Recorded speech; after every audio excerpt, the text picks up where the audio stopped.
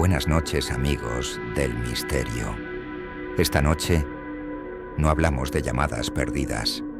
Hablamos de teléfonos que sonaron cuando la persona al otro lado ya estaba muerta. Grabaciones imposibles. Testigos reales. Expedientes que nunca debieron salir a la luz. Apaga la luz y ponte los auriculares, porque esta noche alguien volvió a llamar.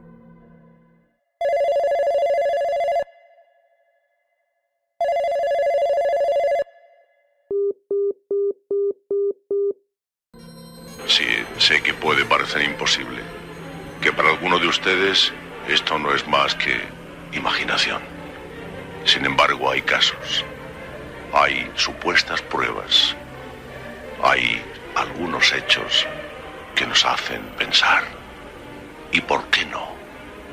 ¿Por qué los que están al otro lado no han de comunicarse con nosotros? ¿Por qué no han de intentarlo al menos? Cuando encontraron el medio, parece ser que lo hicieron. Los del otro lado quieren comunicarse con nosotros. Y esta noche vamos a analizar esa posibilidad.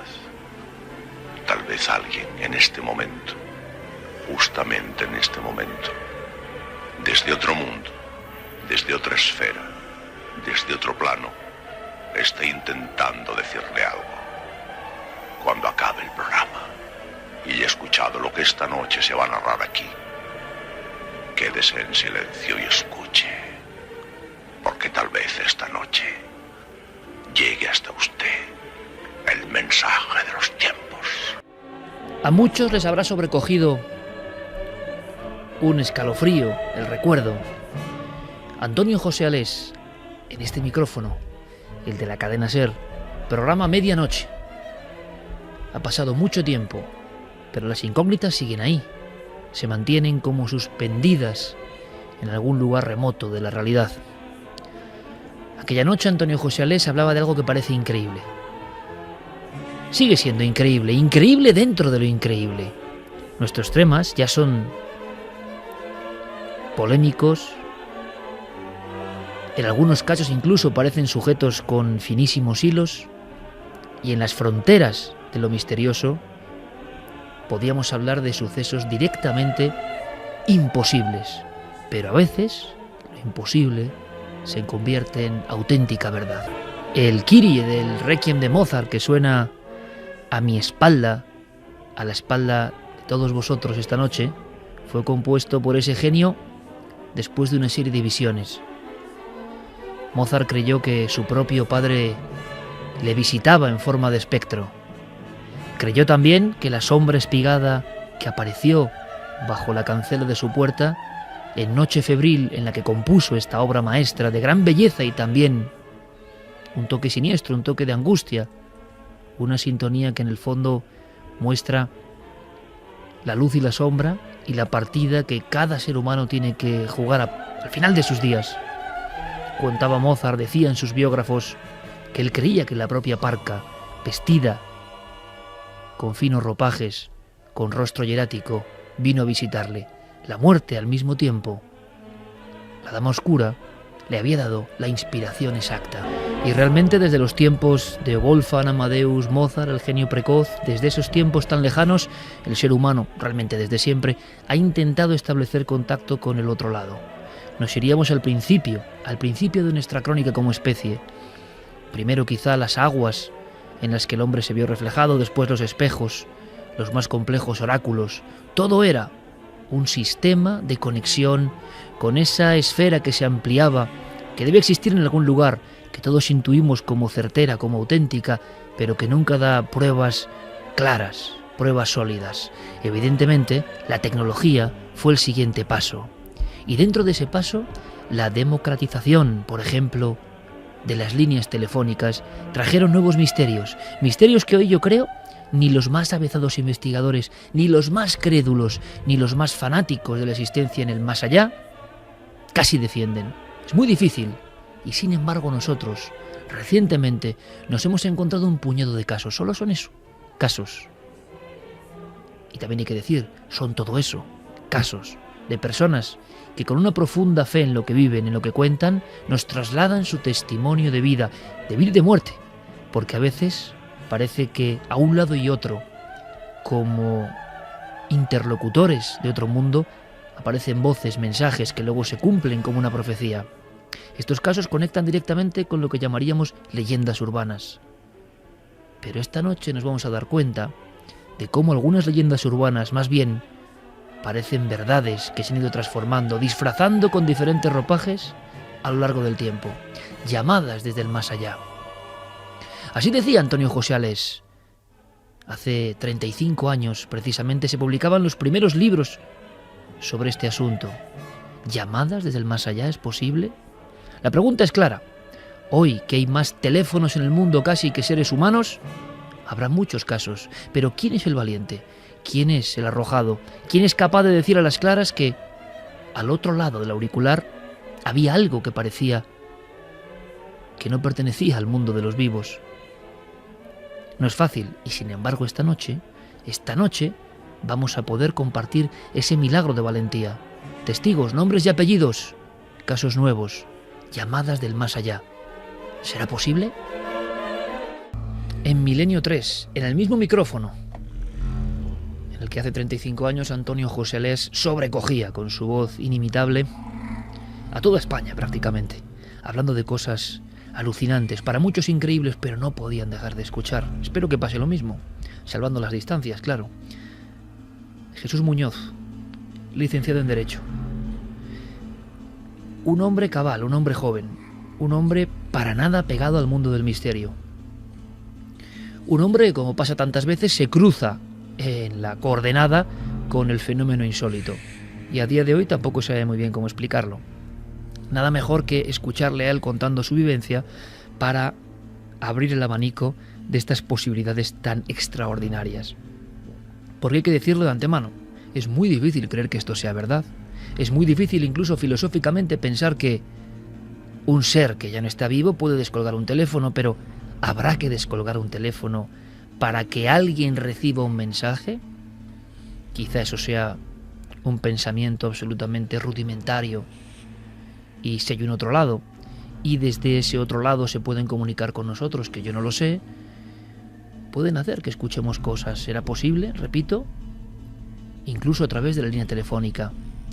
Hay quien cree que los que moran allá siempre han intentado utilizar todo lo que ha habido entre dos mundos para hacer audible su eco, su señal. Jesús Muñoz. Una noche cualquiera, hace no tanto tiempo. Que lo cuente él. Bueno, pues la llamada se produjo hace unos 7 años, más o menos. Yo me encontraba en la cama, era entre las 3:30 y 4 de la madrugada. Suena el teléfono. Yo la verdad es que suelo ser de sueño profundo, pero no sé por qué esa noche me desperté enseguida. Fui corriendo a cogerlo. Al otro lado, una voz de una señora mayor, de una persona anciana, que me reclamaba que me identificara, que quién era yo. Entonces yo, sorprendido, porque había sido ella quien había llamado a mi casa, le decía que no, que yo no había llamado a ningún sitio, que era ella, que quién era. Ella seguía insistiendo, y yo, ya viendo que no entraba en razón, pues yo colgué. Una vez que ya volví a la cama, relacioné esa voz con la señora que cada verano bajaba a mi pueblo. Vi que el prefijo era de esta zona al norte de España, de la que era la familia que visitaba mi pueblo. Empecé a darle vueltas, como te digo, y por ese tono de voz, ¿no?, característico que se suele tener por el norte de España, viendo el prefijo y buscando en el ordenador, ya sí que relacioné con esa persona que nos visitaba cada verano. Esta señora era una señora mayor que con su familia bajaba cada verano a pasar todo el periodo estival a esta pequeña aldea. Cada vez tenía más achaques, ¿no?, como suele pasar, y tenía muchos problemas ya para desplazarse. Por tanto, ya dejaron de venir. Sí que se mantuvo el contacto telefónico esporádico, pero ya hacía años que no nos visitaba en persona.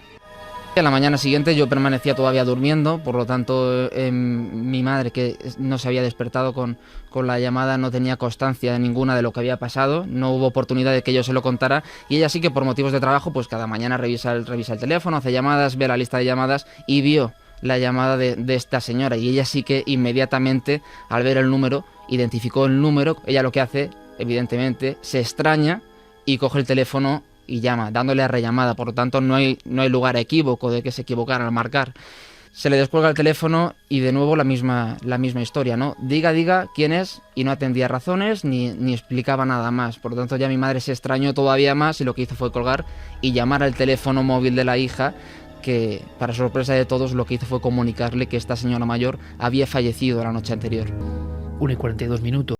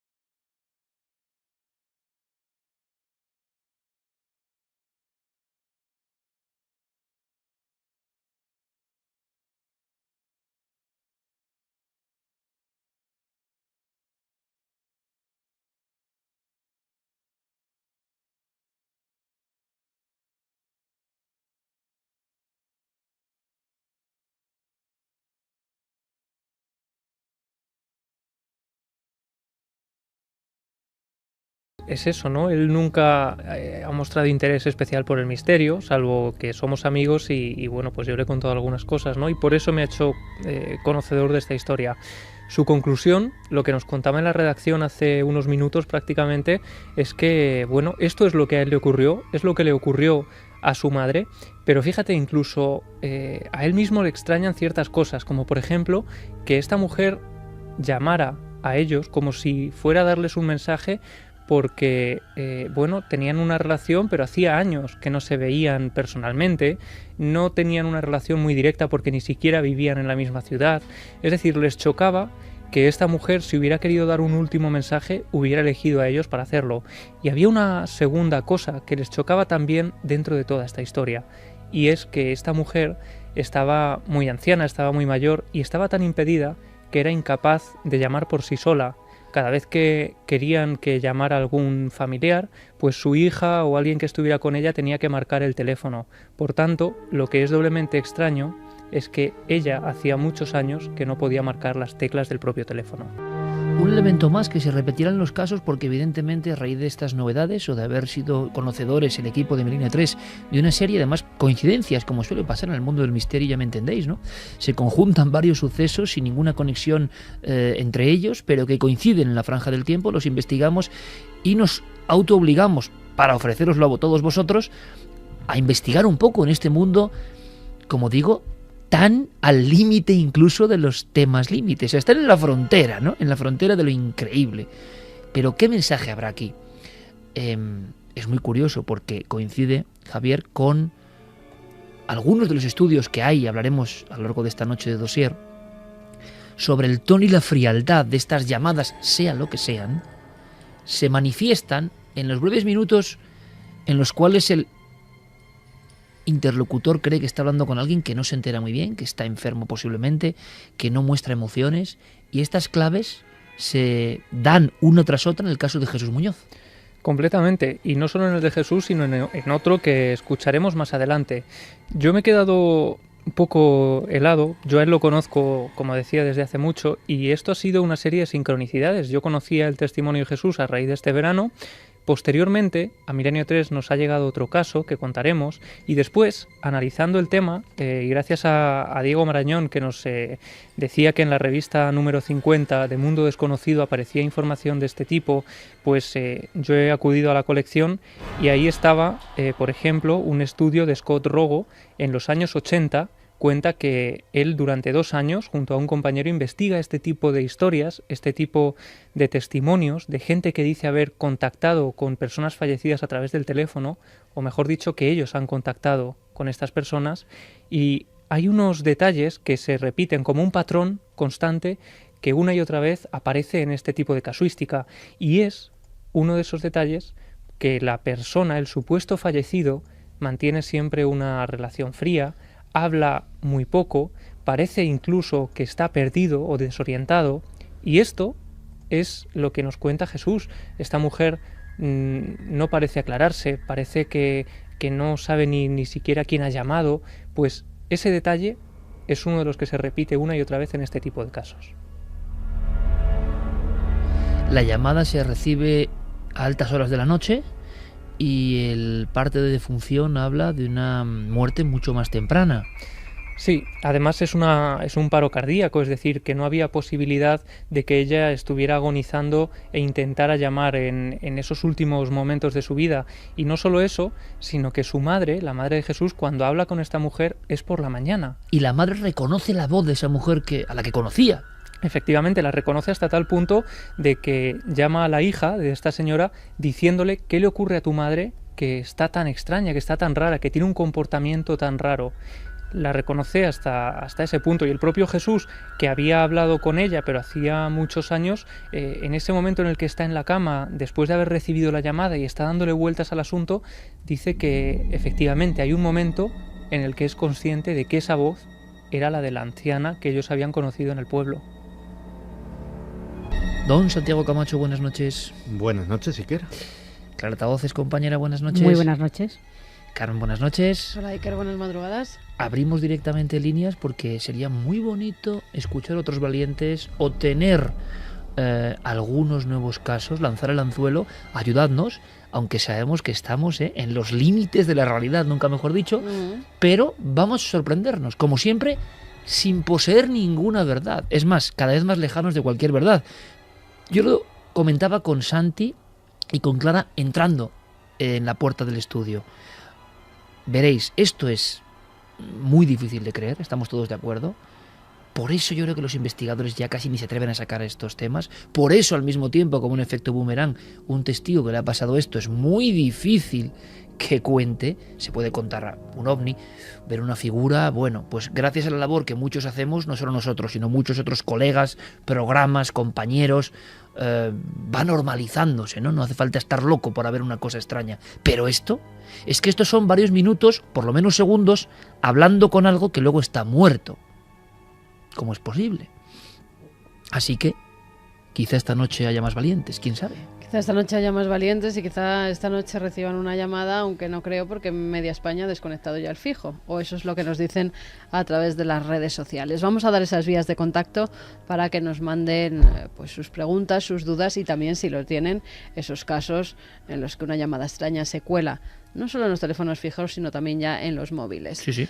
A través de las redes sociales nos tienen que buscar en Nave del Misterio, tanto en Twitter, en Facebook como en Google+, y si nos quieren escribir un mail, milenio3 con número @cadenaser.com. En la banda sonora original de este programa, nuestro compañero Noel Calero, Fermín Agustín, por supuesto, Fermín Agustí, por supuesto, en la redacción. Es que el hombre está creciendo, ¿no? Y nosotros incluso le incorporamos letras a su apellido por su gran labor. También, por supuesto, Guillermo León y Diego Marañón, haciendo viva esta edición paralela en la red. Esta noche es un poco de escalofrío, sí, y sinceramente nos gusta porque creemos que hay algo que es sumamente interesante en esos últimos territorios de nuestros temas.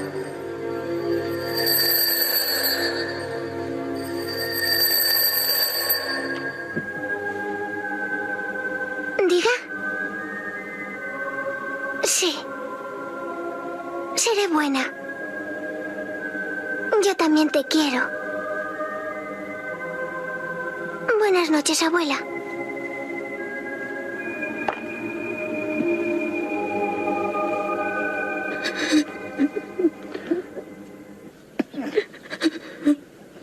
¿Qué pasa? Queridos, la abuela murió anoche. Ven aquí, cielo. Todo va bien, mamá. Luego sabremos algo más con Diego Marañón, esa auténtica enciclopedia de nuestros temas. En 1921, F.R. Melton publicó un pequeño librito, repito, 1921, se llamaba Un teléfono psíquico. En 1925, en Brasil se publica Voces del más allá por teléfono. Hay una historia, nunca mejor dicho, oscura, paralela. de la que ni los investigadores del misterio, creo yo, quieren ni hablar. Pero nosotros queremos hablar de todo. Por ejemplo, con otro suceso que nos ha dejado de piedra. No hay que añadir mucho más. Vosotros, oyentes desde hace muchos años, algunos desde hace 12 años, ni más ni menos, sabéis muy bien lo que transmiten algunas voces. A veces es nerviosismo, a veces es angustia. Puede que haya casos donde hayáis notado pues cierta fantasía, es posible. Pero ya nos vamos acostumbrando, es como un radar interno que tenemos.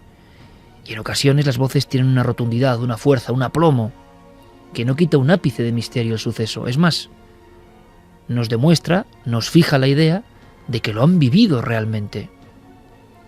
Así ocurría con Jesús Muñoz y así ocurre con Adela Caballero, nuestra siguiente protagonista. Javier, habría que dibujar un poco antes de escucharla, tiene mucha fuerza, repito, su trabajo, ¿no? Su vida cotidiana, porque además es una persona que precisamente por su oficio estaba muy acostumbrada a saber lo que es un teléfono, a llamar, a recibir comunicaciones, a escuchar cosas, me imagino, a veces un poco extrañas, pero nunca hasta este nivel.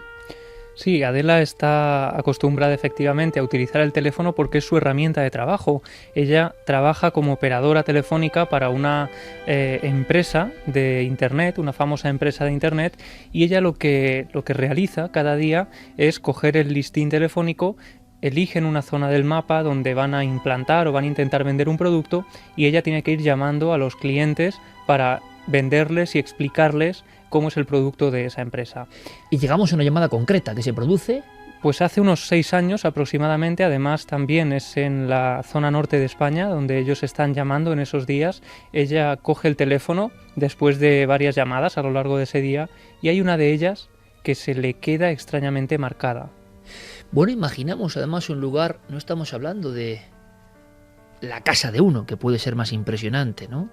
En la soledad, me estoy acordando ahora del teléfono negro, esa historia que nos traía Clara Tauces hace unas semanas, ¿no? No, hablamos de un lugar, lo imagino diáfano, con más personas trabajando en esta comunicación de vender los programas, los sistemas, las ofertas de su compañía, y la extrañeza, porque esa llamada no se parece a ninguna otra, que nos lo cuente ella. Bueno, sonó el teléfono, un timbre, 2, y me respondió pues una voz masculina, una voz de chico al otro lado. Dígame, me dijo el chico, y yo pregunté pues por la persona que figuraba en el registro del ordenador. En este caso era una mujer, y dije directamente, ¿es el domicilio de María? Y me dijo el chico, sí, es aquí. Claro, yo le pregunté por ella mayoritariamente y le dije si se encontraba en casa.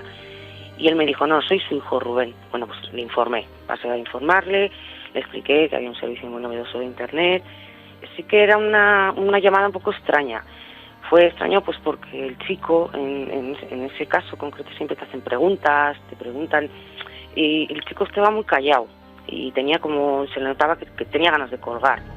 Que esa semana, como tengo así algún problema respiratorio y tal, tuve que coger la baja. Cuando volví, me reincorporé, pues tenía trabajo bastante atrasado.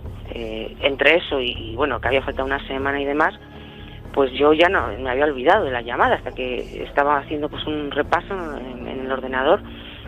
Y mira, pues te tengo aquí el chico este, y dijo, es que ha pasado un mes, te lo informé y tal, y bueno, volví a llamar, y bueno, después de 2 o 3 tonos de llamada, pues al otro lado me salió una mujer, una señora, así pues mayor, y le dije, buenos días y tal, ¿es usted María? Y me dijo, sí, soy yo. Pues le informé, tuve la oportunidad de informar a su hijo, pues mira, sobre un servicio de Internet y tal, no sé si lo han hablado ya en casa. Y bueno, pues el tema fue que se produjo un silencio brutal al otro lado. Yo me quedé como, no sabía cómo reaccionar. O sea, acerté a preguntarme, ¿puede usted decir si es tan amable cómo se llamaba su difunto hijo? Y me dijo, Rubén. O sea, al principio pensé que me habían colgado. Y yo, claro, decía, ¿sí me oye usted, señora? Y ella me contestó, ¿qué es esto? Me dijo, ¿esto es una broma de mal gusto? Y yo me quedé pues extrañadísima, no sabía a qué se refería. Pues yo me puse pues un poco nerviosa porque me cortó con un tono como la mujer, apurada, triste y además enfadada. O sea, a la señora se le notaba que estaba irritada. Y me dijo, mire señorita, yo soy una mujer mayor viuda. O sea, toda mi familia ha trabajado pues durante generaciones en el puerto, se dedicaba a la pesca y demás. Y el único hijo que tenía yo murió hace un año en la mar, en un accidente. De hecho, este mes, o sea, es que se cumplía el aniversario.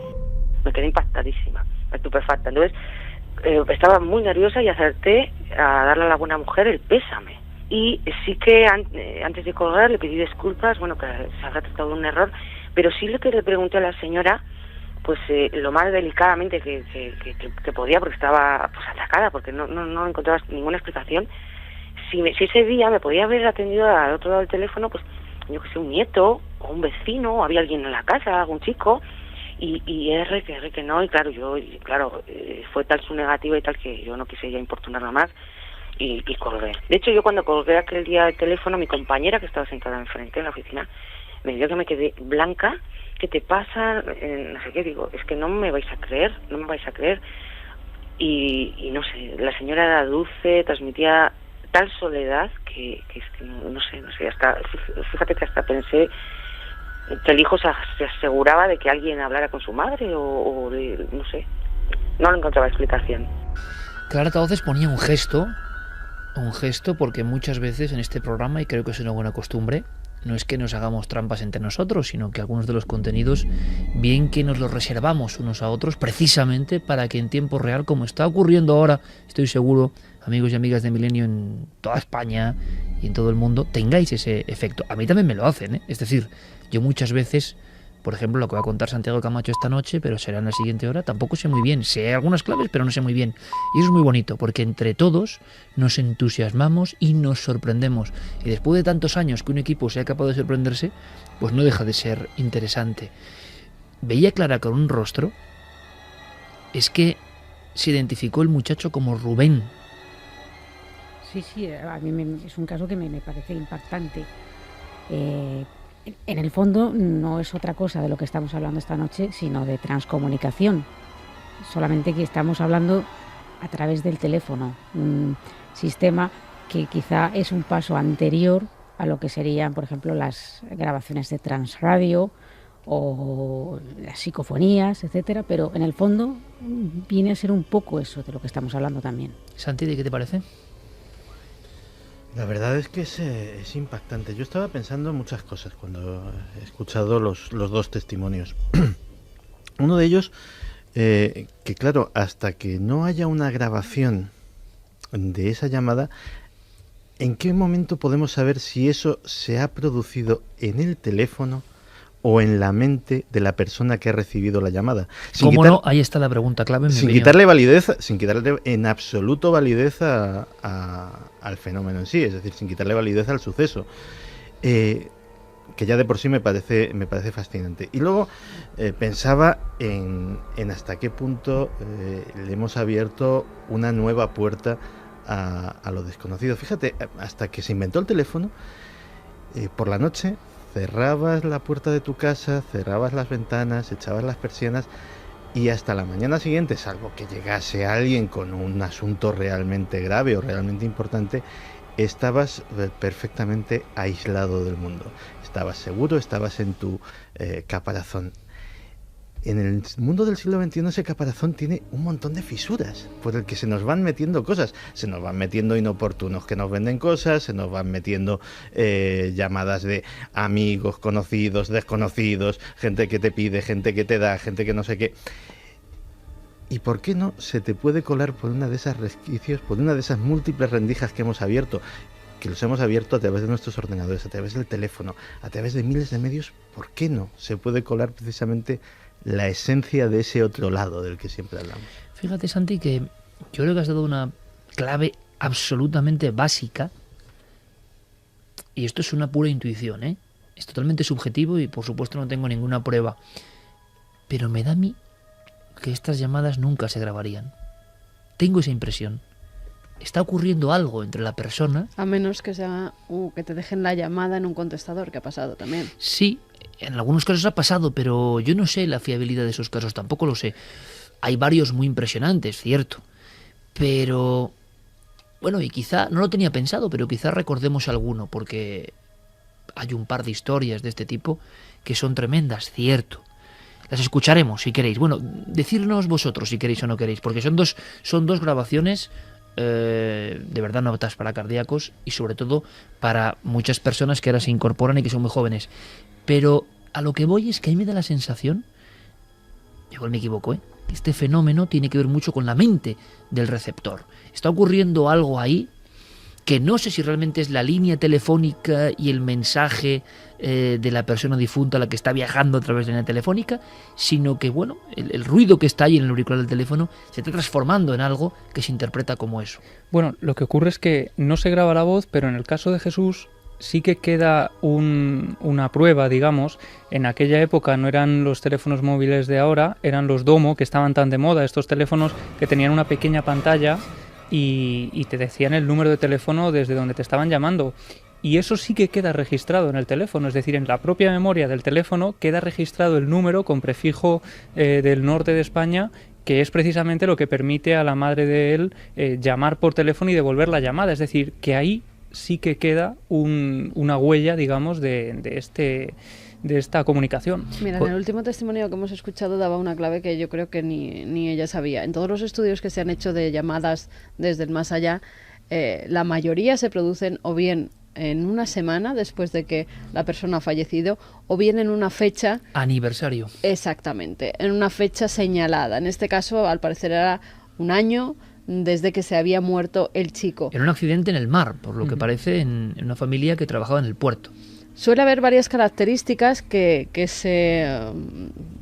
pasan en todos estos casos. Ese ruido diferente al ruido normal de un teléfono fijo, parece como la película de ruido blanco, esa especie de ruido que se escucha como muy de fondo y una voz que parece que está muy lejana, como los teléfonos antiguos. No sé si recordaréis cuando estábamos en el pueblo de los abuelos, que había teléfonos que parecía que hablábamos desde otro país diferente, pues esa voz lejana. También lo de las fechas señaladas y también parece ser que la persona en un primer momento... hay dos variantes. Si sabe que la persona ha muerto, se queda sin hablar, pero si no sabe que la persona que la está llamando ha muerto, entablan una conversación bastante diferente a si tiene conocimiento de que ya ha fallecido. Suelen ser más largas las conversaciones cuando al que llaman no sabe que la persona que le está llamando ha fallecido. Es interesante escuchar hoy seguro los mensajes antes. Bueno, esto en el fondo, y ahora lo comentaremos, esto da para filosofar un poco, de verdad, porque estamos viendo la vieja historia, la viejísima historia del muerto que vuelve o el muerto que da un mensaje. Que por lo menos del siglo XIII hay evidencias y hay grabados. Hay uno que a mí de verdad siempre me puso los pelos de punta, la de los 3 caballeros muertos, ¿no?, que aparecen en el cementerio. Hay grabados y frescos románicos donde aparece el caballero en su montura, aterrorizado porque pasa al lado del cementerio, y en el cementerio lo que hay son 3 figuras, 3 calaveras, todavía con el sudario, algún sudario está carcomido, el pintor identifica así el tiempo que ha transcurrido, y los 3 están en la puerta o levantados sobre el sepulcro y están como esperándole. Es el muerto que vuelve. Se va transformando esa historia, porque a veces, cuando el caballero huye despavorido, se va con un jirón, por accidente, un trozo de tela, cuenta la leyenda, y al final ese trozo de tela, al ir al cementerio, tiene que ver con algo que está en el nicho. La historia va cobrando forma sociológica y se habla de la dama de los ojos sin brillo en Toledo, que ahora recordaremos, y se habla de la famosa historia de la cazadora, ya años 70, años 80, la chica atractiva o el chico atractivo que tras una noche de conocerse y de amor habitualmente, prestan una cazadora uno al otro, y esa cazadora, al ser devuelta en el domicilio, resulta que se encuentra el testigo principal con que pertenece a alguien que está ya difunto y hace tiempo, ¿no? Esta historia evidentemente es leyenda urbana, creemos eso, y de pronto nos encontramos con que ocurren cosas aparentemente ciertas que tienen esa misma línea y que nos hacen pensar que quizá hay un limo mucho más importante de autenticidad en estos casos. Pero hagamos una cosa, viajemos aunque sea brevemente en el tiempo para conocer algo más de este tema. Repito, límite.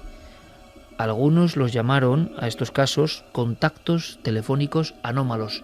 2 y 8 minutos. Diego Marañón, compañero, buenas noches. Hola Iker, muy buenas noches a todos, ¿qué tal? Yo me he quedado muy sorprendido, había datos que no recordaba, en los años 20 se empieza a hablar ya de este tipo de conexiones a través de casi una novedad que era el teléfono, ¿no? Una especie de auricular para contactar con otros mundos, y cómo algunos investigadores hace prácticamente un siglo, se dice pronto, empezaron a cerciorarse de que, aparte de errores, interpretaciones erróneas, que evidentemente serán un 99,999 de los casos, había otros donde, por ejemplo, como este último, que es impresionante, se daban datos, nombres, se corroboraba, en el otro caso aparecía un teléfono.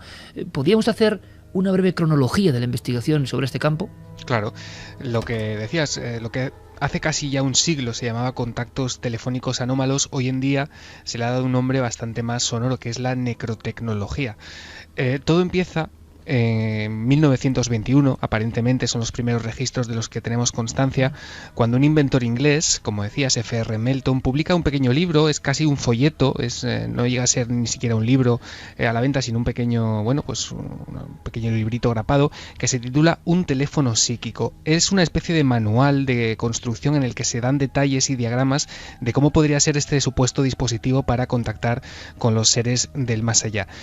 4 años después, un investigador brasileño que se llamaba Oscar Dargonel fue uno de los primeros que registró formalmente estas conversaciones. Él era un espiritista convencido, Iker, y relató sus experiencias telefónicas, sus experimentos, en un pequeño libro también que él tituló Voces del más allá por teléfono. Se publicó en Río de Janeiro, no llegó a España. En 1961, ya en la década de los 60, hubo un escritor norteamericano, Samuel Ralph Harlow, que habló de este fenómeno también en un libro que se llamó A Life After Death, una vida después de la muerte. Ahí se daba cuenta de 2 casos que él conocía de primera mano, pero no ofrecía, detalles concretos para no comprometer a las personas involucradas. En 1979 aparece el que es, la investigación clave, la piedra de toque en este ámbito, que es Phone Calls from the Dead, llamadas telefónicas del más allá, de David Scott Rogo y Raymond Bayles, que son los investigadores que mencionaba Javi al principio. La traducción que tenemos en castellano se publicó en México en 1981 en la editorial Diana. Y este libro es una descripción de las circunstancias en que se produjeron más de 60 fenómenos de estas características. Hay que decir, simplemente como curiosidad, que uno de sus autores, Rogo, fue asesinado, en 1990 fue encontrado muerto a puñaladas en su casa. A los 40 años no había signo de lucha y todavía hoy su caso sigue sin resolverse. Será algo que a lo mejor tocamos en algún otro momento en Milenio 3. El artículo que también mencionaba Javi en la revista Mundo Desconocido del escritor y parapsicólogo italiano Ugo Dettore es una revisión o una crónica más o menos detallada, un poco un resumen de este libro para los lectores españoles. El artículo tenía el sonoro nombre de El telefonazo de la muerte y apareció en portada en el número 50 en agosto de 1980. Y después de este libro de Scott Rogo y de Raymond Bayles de 1979 no hay apenas más investigaciones serias o detalladas hasta que en noviembre de 2010 un investigador inglés, Callum Cooper, de la Universidad de Sheffield Hallam, publica un artículo bastante extenso, Iker, de 21 páginas, que yo desconocía hasta hoy mismo, que con los años se ha convertido en un libro. Él lo ha publicado, ha extendido su investigación y hace un tiempo publicó un libro con el mismo título, Phone Calls from the Dead, ha ampliado ese artículo. En él se hacía un repaso extendido, se añadían nuevos casos a día de hoy de lo que había dado de sí este fenómeno de las llamadas telefónicas de los muertos. Él empieza dando una breve nota histórica, hace una introducción en el que recuerda la clasificación, porque es muy interesante, hay una clasificación de llamadas. Hay 5 tipos, esto lo desconocía por completo y lo hace este investigador de la Universidad de Sheffield. No, en realidad los que lo hacen son Scott Rogo y Raymond Bayles en ese libro. Él extrae todo esa información. Efectivamente, él que la pone un poquito al día, actualiza cómo pueden ser esos tipos. Si quieres los comentamos rápidamente. Venga, 5 tipos de contactos telefónicos anómalos. Efectivamente, las llamadas pueden ser del tipo 1, que son llamadas simples. Estas ocurren cuando el difunto pronuncia unas pocas palabras y cuando no hay respuesta ante las preguntas del interlocutor. Es decir, recibimos una llamada, nosotros le preguntamos y no obtenemos ningún tipo de respuesta. El tipo 2 serían llamadas prolongadas. Estas duran algo más y ya contienen conversaciones breves. La persona a la que se llama no sabe, es curioso, que su interlocutor está muerto en ese momento. El tipo 3 son llamadas de respuesta, es decir, una persona viva llama a otra sin saber que está muerto y esta persona le responde. El tipo 4 se llaman llamadas aparentes y son una mezcla de los tipos 1 y 2. Y por último, las llamadas del tipo 5 son un poco especiales porque se llaman llamadas intencionales. Estas ocurren cuando pensamos en llamar a alguien, pero lo posponemos pues por el motivo que sea. En ese momento decidimos hacer otra cosa y aún así la otra persona afirma que ha recibido una llamada con nuestra voz. Es decir, alguien se ha puesto en contacto pues o imitando nuestra voz o utilizando pues nuestro timbre. Es el equivalente, dicen, a las apariciones, pero en este contexto de las llamadas telefónicas. Luego, por último, ya Callum Cooper, como te digo, este investigador inglés hace un repaso por algunos casos nuevos. Bueno, hay un par muy recientes, ¿no? Del 2008, si no me equivoco, y del 2009, que coincide además, es curioso, con los dos que hemos sacado al principio. Destacan nuestros dos casos. Sí, en 2008, además ya hablamos de él en Milenio 3 la temporada pasada, ocurre un choque de trenes en el distrito de Chatsworth, en Los Ángeles, que acaba con la vida de varias personas, y el móvil de una de las víctimas, de Charles Peck, que muere inmediatamente en el acto, realiza en las horas posteriores a su muerte 35 llamadas a distintos miembros de su familia, hasta que encuentran su cadáver. Un año después, en diciembre de 2009, es Catherine, una investigadora de este fenómeno, ¿no?, de las voces electrónicas, quien le cuenta su caso a este investigador y le dice que 3 años antes, en 2006, ha recibido en su buzón de voz un supuesto mensaje de su madre y de su suegro. Ambos estaban fallecidos ya y en ese mensaje, bueno, lo que hacían era reconfortarle y darle ánimos, decirle que estaban bien. Y es curioso porque hace mucho hincapié en que las voces, en este caso, no van cada una por su lado, sino que en ese mensaje suenan superpuestas, una voz encima de la otra. Las dos voces dicen exactamente lo mismo y a modo de coro, bueno, le dan ánimos y le dicen a esta mujer que no se preocupe. El artículo de Cooper acaba dando una serie de posibles explicaciones y, bueno, da paso a lo que puede ocurrir en el futuro. Se dice ya que están empezando a llegar emails también desde el más allá. Se nos dice que pues investigadores como por ejemplo Peter Fenton o Brad Stiger, que es un estudioso que también se ha ocupado del fenómeno OVNI, han documentado ya este tipo de registros, ¿no?, de registros de correo electrónico supuestamente enviados por personas fallecidas.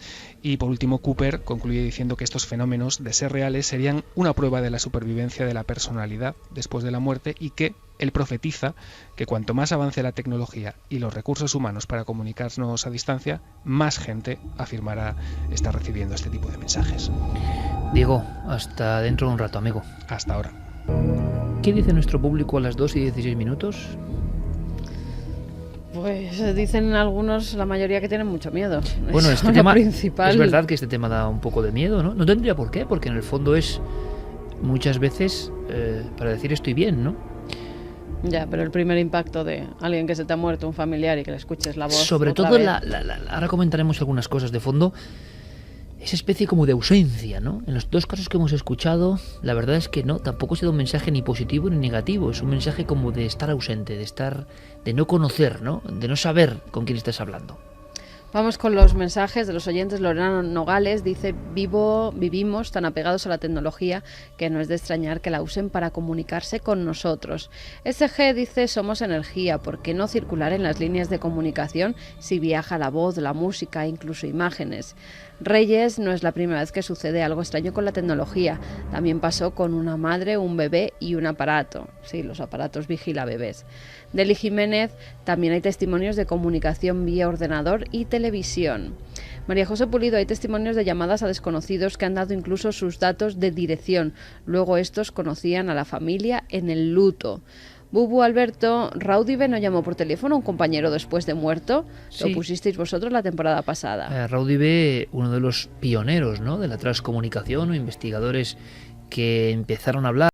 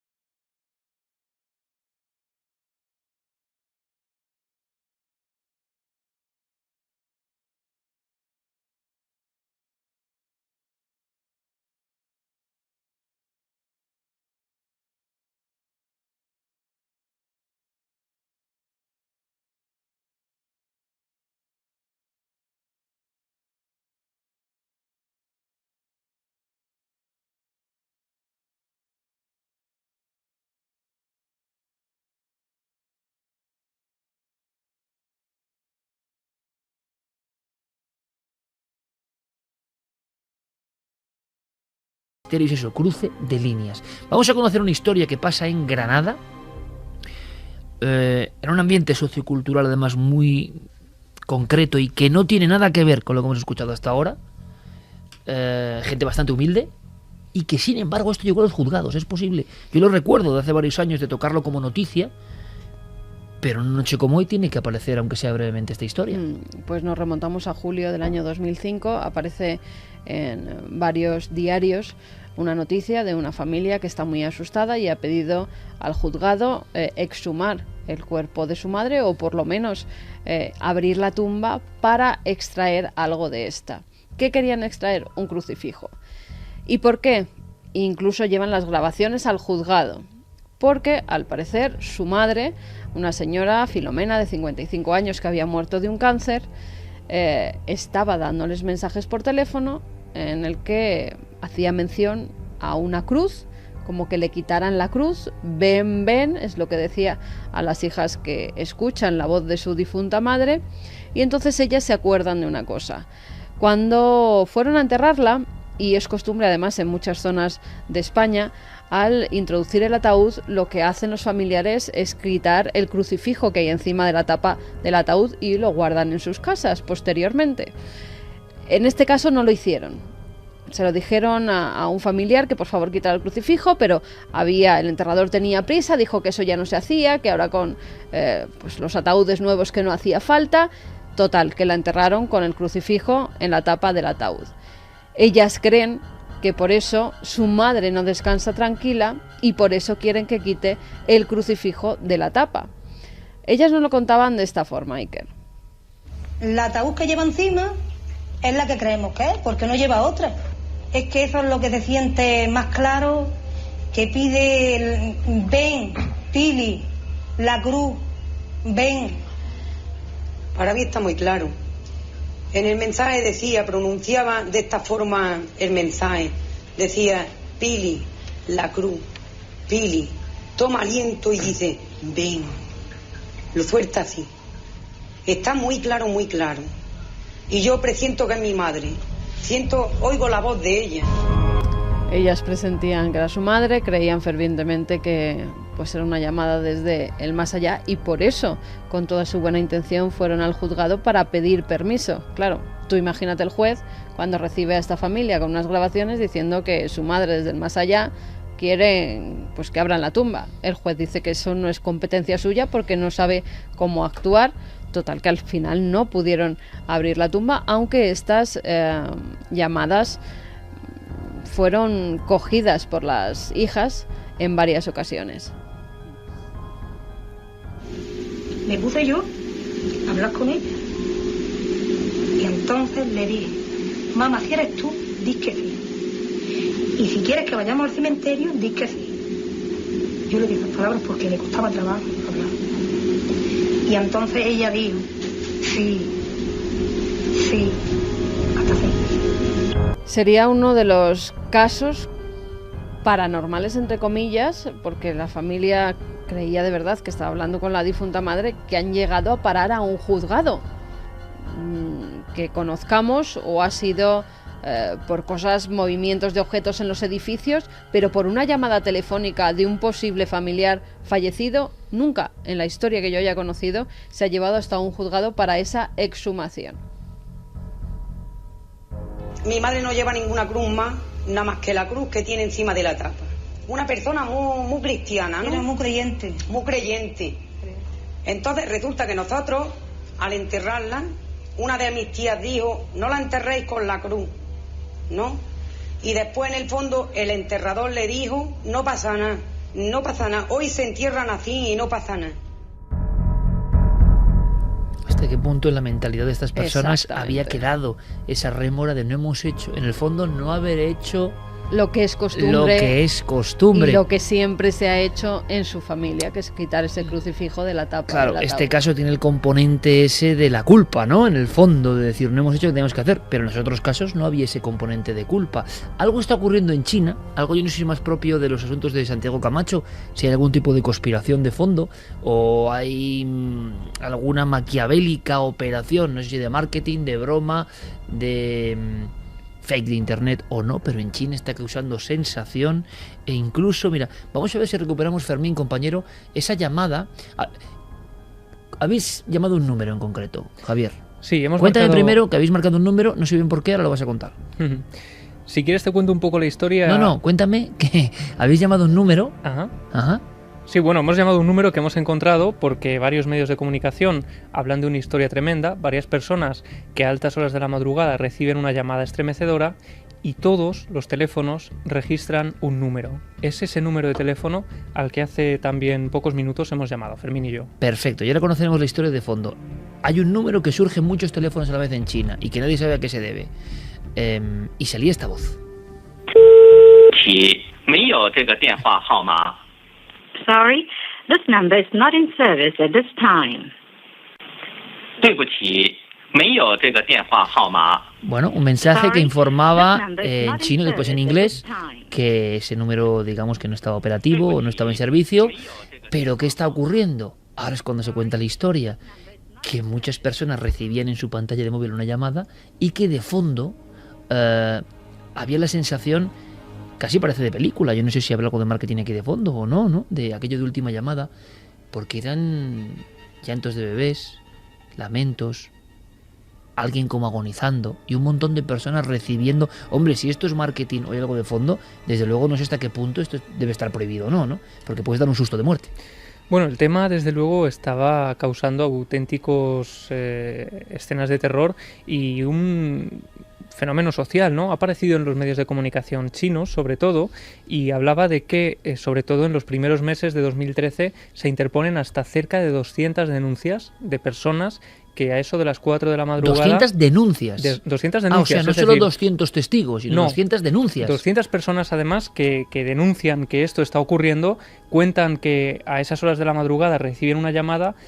No las 200 consiguen hablar con eso. Algunas de ellas encuentran ya por la mañana que tienen una llamada perdida y viene de este número de teléfono, siempre el mismo número de teléfono. Pero los que consiguen hablar con ellos, porque les despiertan, porque tienen el teléfono con sonido, aseguran que se escuchan unos gritos como de socorro, el llanto de un niño y posteriormente el sonido de como si alguien se estuviera ahogando. Y uno de esos testigos, fíjate, aparece sus palabras recogidas en un medio, dice: la primera vez que respondí a la llamada escuché como si alguien estuviera llorando. Cuando esto sucedió me sentí como si me acabaran de dar un fuerte golpe. Aunque lo que me pasó luego fue más inquietante aún. Mientras escuchaba el llanto, parecía como si el teléfono estuviera bajo el agua, y poco tiempo después dejé de escucharlo. Al final solo se oía un sonido, como si estuvieran ahogando a alguien. Y la sensación que nos da todo esto es de posible campaña orquestada, que sería la otra forma de utilizar el mito de las llamadas del más allá. Ahora igual no lo es, no lo sé, pero tiene todos los condimentos, ¿verdad? Pero claro, si esto es así, sería otra perspectiva y ampliamos el abanico. ¿Hasta qué punto se está llegando con el marketing o queriendo imponer cualquier tipo de operación, como si es una operación sociológico-psicológica, me da igual?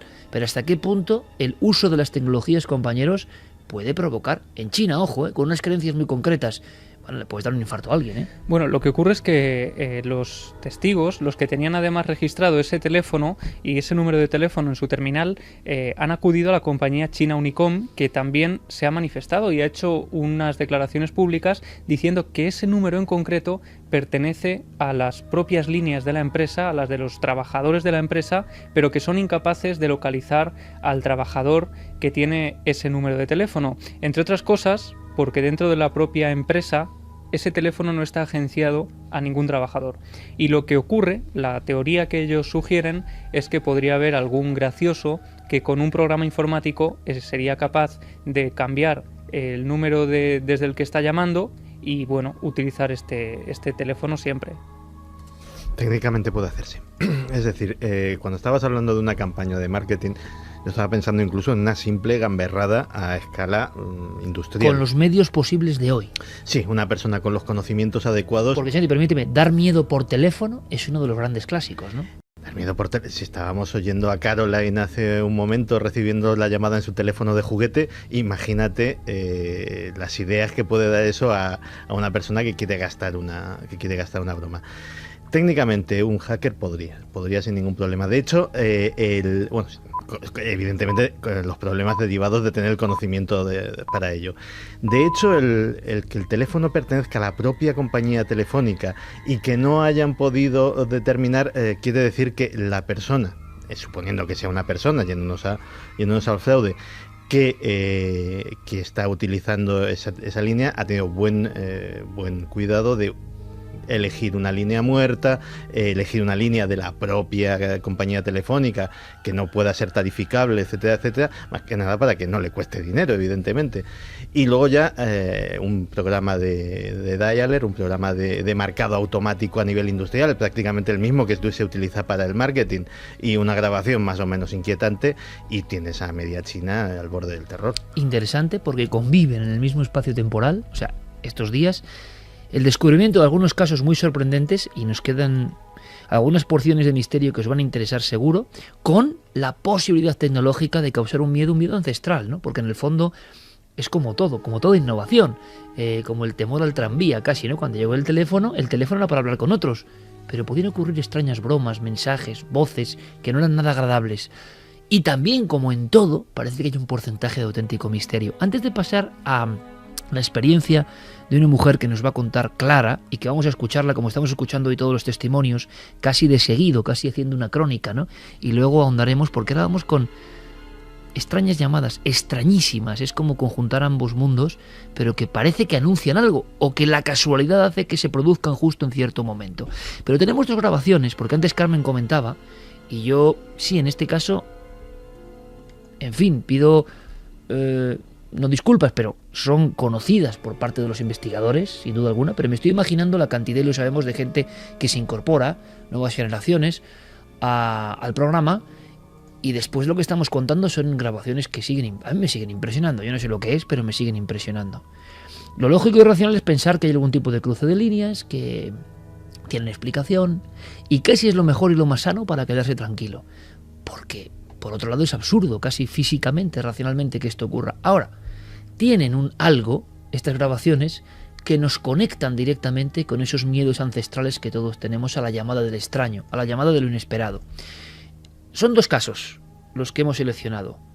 Uno es una especie de quejido angustioso. Es una persona, se lo debemos al investigador Pedro Amorós, lo contó en su día en el programa, si no me equivoco era la provincia de Alicante, y resulta que en el contestador, a cierta hora, se encuentra la familia con una llamada. Pero es que, claro, aquí podemos pensar, es un error cronológico de la grabación, es un error de los dígitos, parece que no ha habido ningún fallo, pero si no recuerdo mal, el mensaje daba una fecha concreta y se recibió cuando el sujeto principal protagonista estaba ya fallecido. Una vez más, en un contestador queda registrada la voz indiscutible para los familiares, perfectamente reconocible, de alguien que llevaba ya unas horas muerto, además de una forma radical, ¿no? En un infarto fulminante. Pero sin embargo, en el contestador se queda una llamada que se produce después. ¿Es posible? El mensaje, sobre todo, nos impresionó en su día, nos puso los pelos de punta, sea lo que sea, porque se ve, se percibe, es que no hace falta añadir nada más, la angustia. La angustia. Es una voz de una persona de cierta edad que simplemente acierta a decir: hoy me levanté y cuándo me levanté. Y se corta la llamada. Hoy me levanté y cuándo me levanté. Yo recuerdo a Pedro Amorós muy impresionado con esta historia, indagando en las posibilidades de algún tipo de error, pero parece que es que no había posibilidad para el error. Por lo tanto, nos encontramos con el absurdo dentro del absurdo, el absurdo al cuadrado. Hoy me levanté y cuándo me levanté. Y por favor, percibir eso, amigos, la angustia, sea lo que sea el fenómeno, la angustia que queda en apenas 2 segundos de grabación.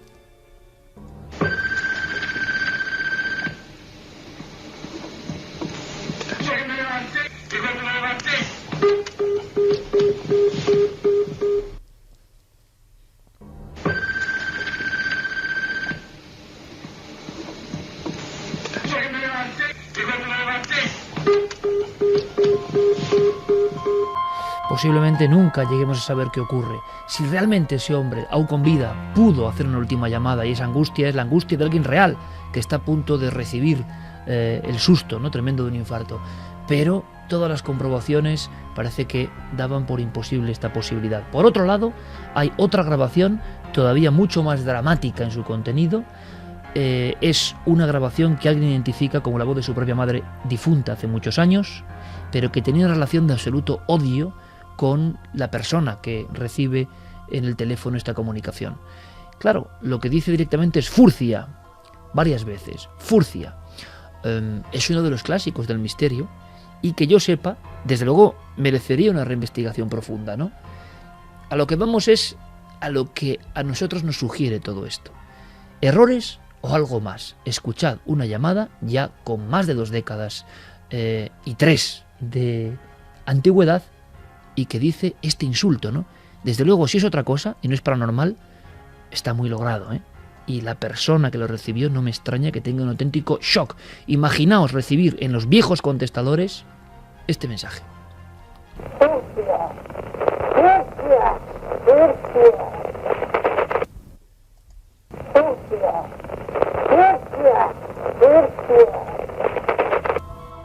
Son historias que han permanecido siempre en el ámbito de las grabaciones con supuesto origen paranormal. ¿Tendrán explicación?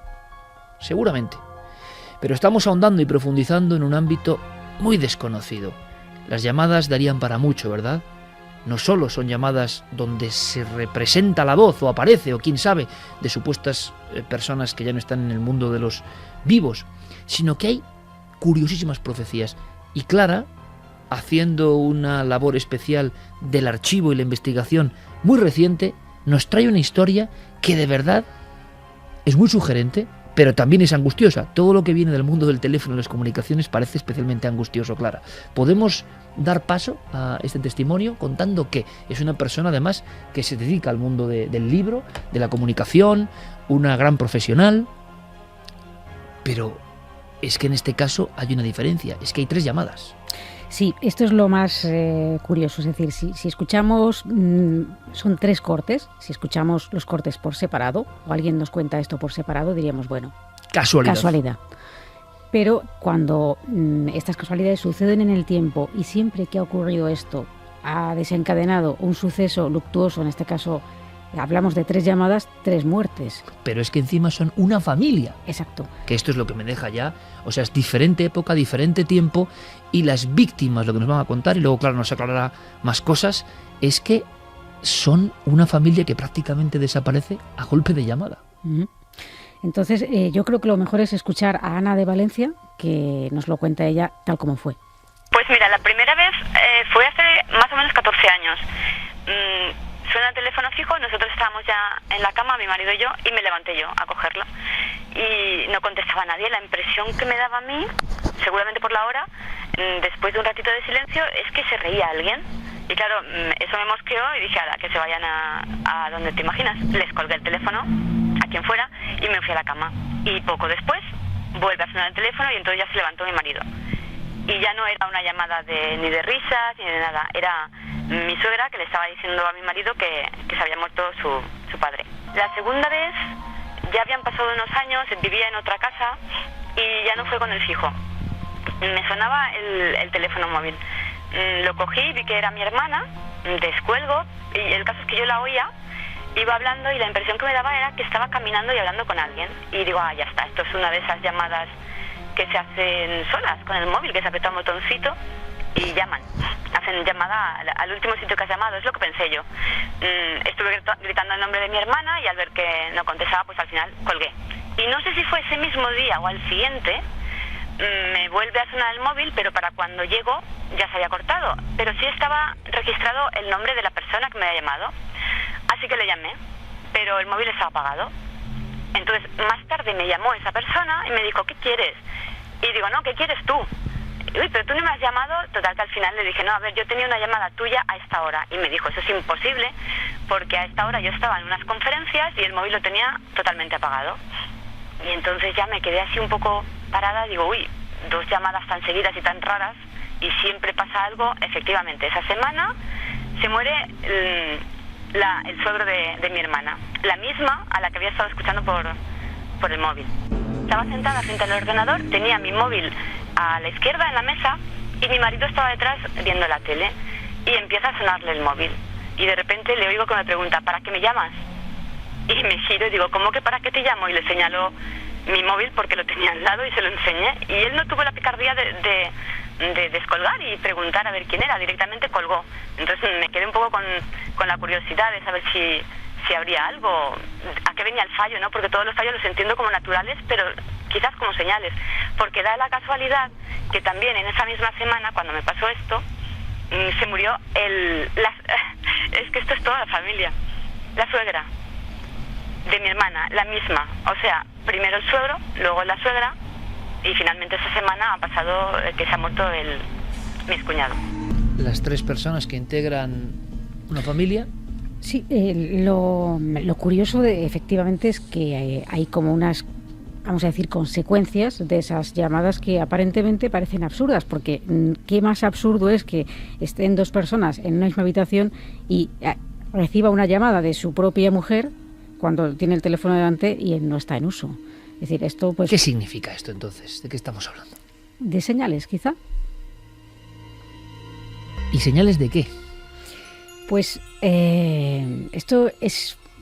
Claro, yo creo que las señales se pueden interpretar de muchas maneras. Hablando con Ana, me decía que no es la primera vez que le ocurren ese tipo de señales, que la verdad no usa ya mucho ni el móvil ni el teléfono fijo si puede evitarlo, y que este tipo de señales no le suceden ya con esta tecnología, pero sí le vienen sucediendo otro tipo de señales con otras cosas. Entonces, quizá hay personas que tienen, o quizá nos rodea un lenguaje simbólico del cual no somos conscientes en el día a día, porque estas cosas se pueden tomar como una cosa absurda en un principio, una cosa que tenga una lógica, una explicación, y sin embargo hay otras personas que tienen esa capacidad de prestar atención a aquello que nos rodea y descifrar esa especie de lenguaje simbólico. Hablábamos de leyendas que han trascendido los siglos y el tiempo, y las historias que hemos contado en este dossier, en el fondo, vienen a indicarnos lo de siempre, que no sabemos casi nada, que se puede producir eso que pensamos que es leyenda, pero que es verdad, y que hay un mensaje profundo, hondo en todo esto. Claro, yo creo que 3 llamadas diferentes, desde su gestión, bueno, los hechos han ocurrido, y con una sola familia, que es lo que me parece intrigante especialmente, porque por desgracia se nos mueren amigos, por desgracia se nos mueren seres queridos, por desgracia hay accidentes, hay enfermedades, bien lo sabemos, pero que sea una familia completa la que, digamos, sucumba, y siempre antes, horas antes o días antes, existan estas llamadas, nos deja ante la complejidad del mundo del misterio, ¿no? Yo creo que las señales es algo que nunca acabamos de comprender bien, porque no hay ningún catálogo de señales, ¿no? Siempre es algo extraordinario, algo que aparece de una forma y que tiene una lectura profunda, pero que nosotros ya prácticamente hemos perdido cualquier conexión con ella. Terminamos el dossier, si os parece, compañeros, con mensajes. Yo no sé si habrá personas que hayan recibido algún tipo de llamada, o es mucho más complicado de lo que parece. Sí, nos han escrito algunos mails contándonos pues que o ellos o gente que conocían han recibido alguna llamada un tanto extraña. Nos dice, por ejemplo, buenas noches, Iker, me llamo Ricardo, escribo para contar que hace unos 15 años aproximadamente murió un familiar que, aunque viviese lejos, era muy cercano. Teníamos uno de los primeros móviles que Airtel sacó al mercado, un Nokia. La muerte de dicho familiar nos afectó muchísimo por lo querido que era. A la semana, mi madre por la mañana estaba limpiando y comenzó a sonar el teléfono y se iluminaba de forma extraña.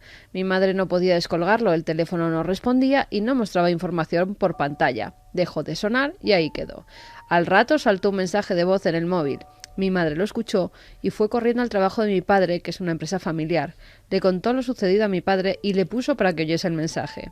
Mi padre, al oírlo, se puso blanco. Mis tíos que trabajaban allí se acercaron y mis padres les puso a cada uno de ellos el mensaje de voz. Mi abuela, que también pasaba por allí, lo escuchó y todos reconocieron a esa persona. Llegué del colegio y pasé por el trabajo de mi padre y vi un revuelo tremendo. Me acerqué y mi padre, sin decirme quién era, me dio a oír el mensaje de voz. El mensaje decía: no os preocupéis, ya he llegado, estoy bien. Y se cortaba. era el familiar que había fallecido una semana antes. Para mí era como mi segundo padre. Me quedé al principio pensando que era antiguo. Cuando me contaron que lo habían recibido esa misma mañana, de fondo no se escuchaba nada, pero tampoco era silencio. Era muy extraño, pero la verdad es que me dio mucha paz y tranquilidad. Muchas gracias por vuestro programa. Sois muy importantes para muchísima gente. Todo el equipo y cuánta gente hemos dicho, hemos sentido, wow. Y Santi y Clara ponían caras muy serias. Qué bien contado el caso, con cuántos testigos, por supuesto intentaremos entrar en contacto con él. Qué importante es exactamente esto que se acaba de producir, que personas nos confíen su testimonio para que otras pierdan el miedo. Pero ¿cómo os quedáis, compañeros? ¿Esto qué es? Con esa claridad. Curioso el mensaje, estoy bien. Precisamente. Ya he llegado, estoy bien. Estoy como bien. Si hubiera otro sitio donde... Eso es esperanzador también, sí. ¿no? Yo tengo en casa, tengo que decirlo, el material, las galeradas del libro próximo de JJ Benítez, que se titula Estoy bien. Qué curioso, ¿no? Y es muy interesante, tengo que decirlo. Estamos leyéndolo y es muy interesante, y es la investigación muy desconocida, ¿no?, de JJ Benítez sobre casos de este tipo, más o menos de este tipo. El mensaje es clarísimo y a mí me parece un gran título, ¿no? Benítez tiene mucho arte para titular, ¿eh? Estoy bien. Porque eso inquieta a los testigos tal y como se produce. Claro que te tienes que quedar blanco. Ellos identifican clarísimamente ese mensaje y además ¿qué sentido tiene ese mensaje? Una persona, ¿qué clase de broma puede ser esa? Ya he llegado, ¿no? estoy bien. Ya he llegado, estoy bien. ¿Cómo os quedáis, compañeros?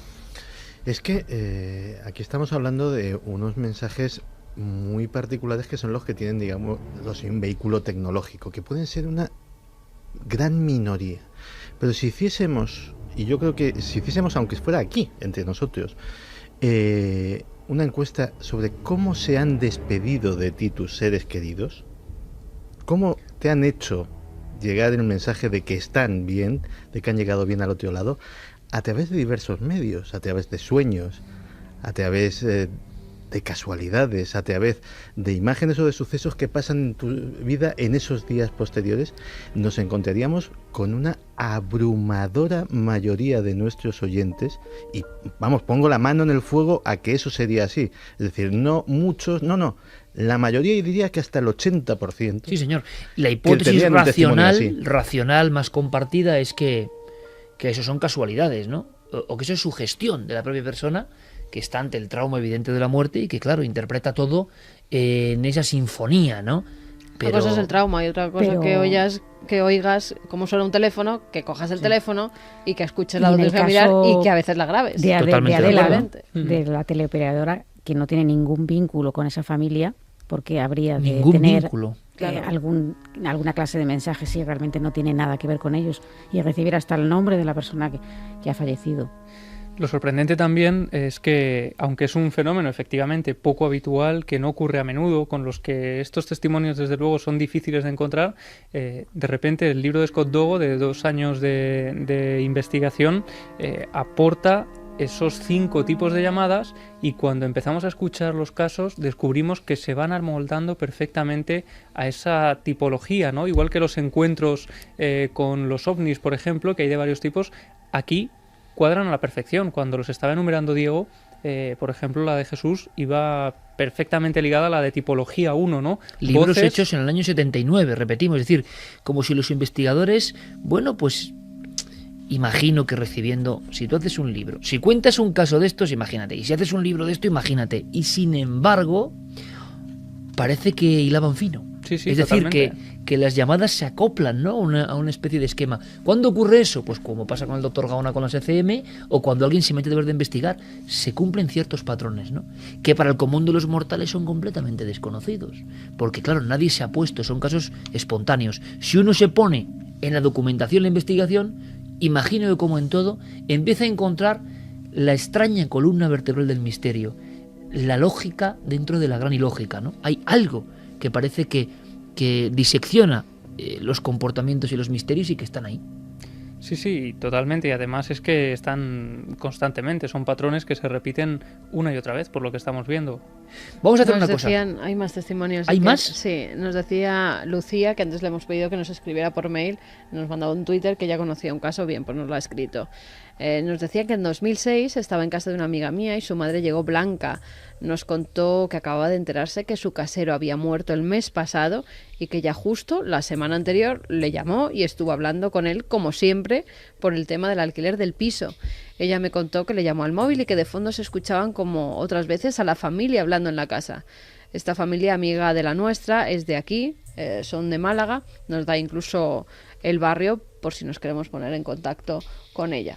El casero llevaba un mes muerto y justo una semana antes la madre habla del alquiler como si fuera una conversación normal. Una semana después. Una semana, en ese mes, hacía un mes que había muerto. Ajá.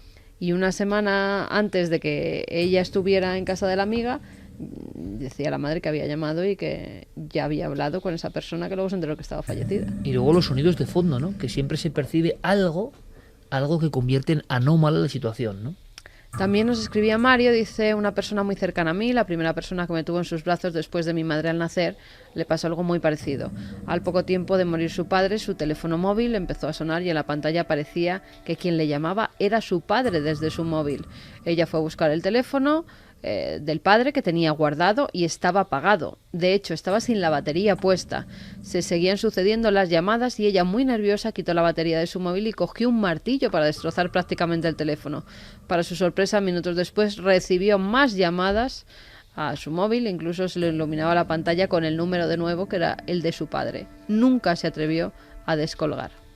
Bueno, historias que desde luego, utilizando la lógica, no tienen ningún sentido. Por eso hablábamos de la última frontera del misterio, pero sin duda hay elementos que extraer de todo Hay esto. uno más. Nos decían que el 5 de agosto de 2009 falleció su suegro Hiroshi en Japón. No llegué a conocerlo en persona y no acudí a su funeral. Quedamos ambos sin conocernos, el deseo de vernos en suspenso. A los pocos días, de madrugada, me desperté porque sentía un crepitar como de estática en un oído y me pareció escuchar su voz saludándome. Unos días después, de día, regresando a casa en un autobús de línea, se repitió el fenómeno de los chasquidos y el sonido crepitante, pero sentí que no podía sintonizar y no oía ninguna voz. El 5 de febrero, el día de su cumpleaños de 2010, regresé a casa tras comprar una vela e incienso para encenderlos en su memoria y cuando estaba ante su foto sonó el teléfono. Yo tengo un domo que refleja el número que te llama. Eché un vistazo rápido al número y observé que comenzaba por 00 y di por hecho que sería algún familiar de mi esposo. Pero aunque me mantuve a la escucha unos minutos y me daba la sensación de que había alguien al otro lado de la línea, no escuchaba ninguna voz, por lo que decidí colgar. Entonces comprobé el número que me había llamado. Eran todo ceros, en toda la capacidad que tiene para mostrar la pantalla. Me armé de valor y puse rellamada, pero una locución de Telefónica indicaba que el teléfono que estaba marcando no existía. Nos lo contaba Eva Villanueva. Pues a las 2:53, Eva Villanueva acaba de dejarnos paralizados porque nosotros siempre creemos que lo hemos escuchado todo y no lo hemos escuchado todo, y ninguna recreación de Cuarto Milenio, ninguna película, yo creo, que supera a veces la fuerza de la realidad de los hechos que han ocurrido. ¿Que tendrán alguna explicación? No lo sabemos. Jaque nos escribía también diciendo que a su tía Dolores le ocurrió exactamente lo que estamos hablando hoy. Hace 16 años falleció un tío hermano y justo 2 días después del funeral se quedó helada cuando recibió en casa una llamada al llegar del trabajo, donde el tío de ella le llamó para decirle: hola Loli, estad tranquilos, estoy bien, estoy en un buen lugar. Mi tía lo contó una vez e hizo jurar a la familia no volver a hablar nunca más de esto. Pues nos sentimos muy orgullosos de la audiencia, porque esto es lo que pretendíamos, ¿no? Exhumar, desenterrar de lo más profundo, de lo más increíble estos casos que tienen que tener algún significado, tienen que darse por algún motivo, y seguramente hay componentes maravillosos de fondo. El mensaje que más se repite, sin duda: estoy bien. Curiosísimo, nuestro dossier nos gusta que acabe con este mensaje. Y lo que hay que hacer a partir de ahora es reflexionar.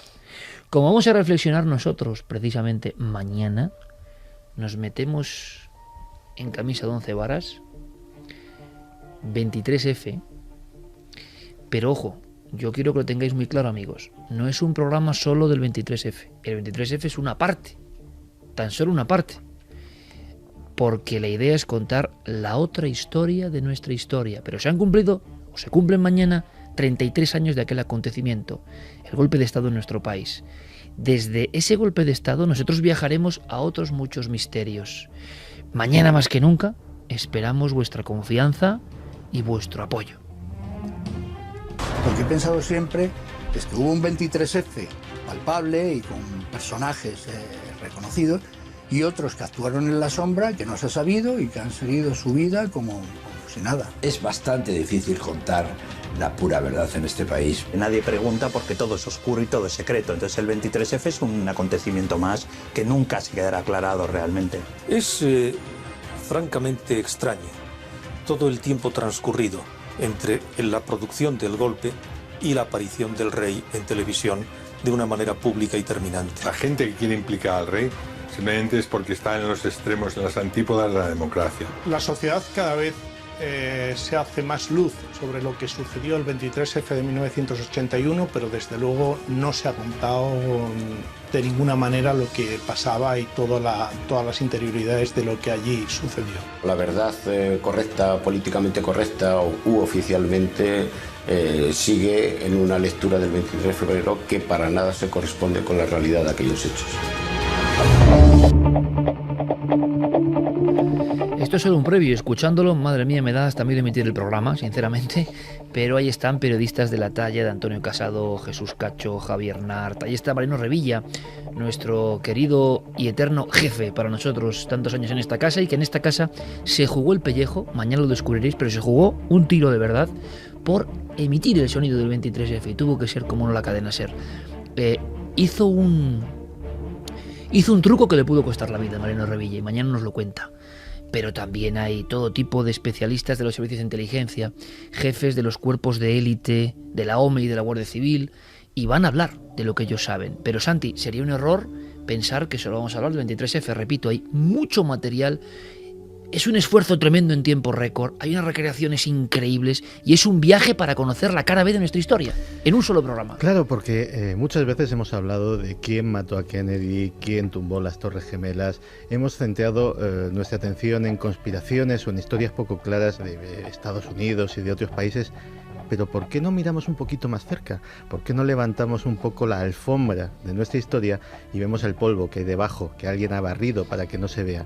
Y vamos a hablar no solamente del 23F, que también, y también lo analizaremos con profundidad, sino también de asesinatos poco claros, de muertes que pudieron y que de hecho cambiaron la historia de nuestro país, de sociedades secretas que han estado en la sombra desde hace mucho tiempo, desde hace siglos, controlando también los devenires de la historia de nuestro país y de otras más nuevas que llevan menos tiempo, pero que también tienen una influencia palpable. En definitiva, vamos a hacer el gran libro de las conspiraciones españolas condensado en un solo programa de Cuarto Milenio. A ver si esto exactamente ahora es una muestra de apoyo. Fermín Agustí, compañero. Buenas noches, Iker. En Twitter ya somos Trending Topic, Milenio 3. Gracias.